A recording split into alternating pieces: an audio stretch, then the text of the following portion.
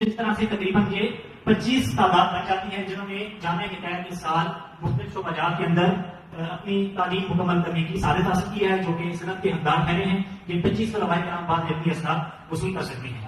اس کے علاوہ دورہ تفسیر القرآن جو سالانہ ہوتا ہے اس کے اندر 64 کے قریب طلباء کرام نے اور طلباء طالبات نے شرکت کی ہے، جس کے اندر اکثریت جو ہے وہ آن لائن اور ورچوئل سسٹم کے تحت ہمارے ساتھ کنیکٹ تھے اور معکوسی کلاس روم کے تحت انہوں نے شرکت کی اور دورہ تفسیر القرآن میں شریک رہے، جن کا کل آخری کلاس ہے۔ اس کے بعد پرسوں ان کا امتحان ہوگا 64 طلباء طالبات کا، جس کے اندر کامیاب ہونے والے طلباء طالبات کو بھی سرٹیفکیٹ سے نوازا جائے گا۔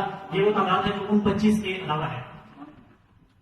ان کو ملا کر ٹوٹل 93 تعداد بنتی ہے، جن طلباء کرام نے اور طالبات نے مختلف شعبہ جات میں حفظ، تجوید، نظم نظامی، تجوید و قرات، ناظرہ اور دورہ تفسیر اور مختلف شعبہ جات میں مختلف امتحانات میں شرکت کی اور اپنی تعلیم کی تکمیل کی۔ ان کی تعداد 93 بنتی ہے اس سال کی جو طلباء کرام۔